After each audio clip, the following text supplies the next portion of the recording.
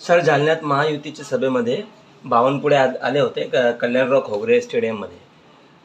काय शिंदे गटाचे कार्यकर्ता त्याच्यात हजर न होते. पाठ फिरवले त्यांनी. हे सगळं बरोबर होतंय, काय वाटतं तुम्हाला? हे बघा, शिंदे गटचे जे जालन्याचे नेते ते फक्त मलिदा पाहिजे त्यांना. ज्या दिवशी त्यांना मलिदा भेटेल त्या दिवशी ते मग ते महायुतीचा प्रचार करणार. त्यांचं नेहमीच असं आहे, जोपर्यंत मलिदा त्यांना भेटत नाही तोपर्यंत ते काम करत नाही.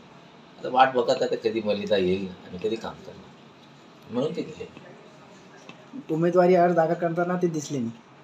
मी तुम्हाला तेच म्हणतो, याच्या 5 वर्ष अगोदर तेच बघा ना, नाटक केले त्याने.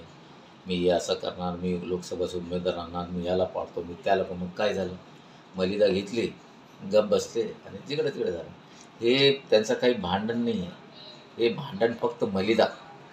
त्यांना मलिदा पाहिजे आणि मलिदा जेवढा जास्त भेटेल तेवढा ताकदीने ते फिरणार आहे.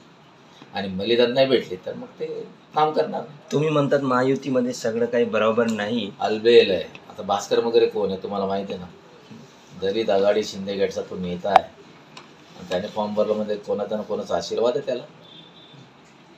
याचा फायदा निवडणुकीमध्ये तुम्हाला होणार का? निवडणूक 100% महायुतीचे जेवढे भांडण असेल त्याचा फायदा आम्हालाच होणार ना, दुसरा कोणाला होणार? इतर वंचितचा काही संबंधच नाही. आज दोन लोकांमध्ये फाईट आहे, काँग्रेस आणि भारतीय जनता पार्टी. आणि जेही फायदा होईल, जेही भांडण आहे, जेही माहोल आहे ते आमच्या फेवरमध्ये आहे.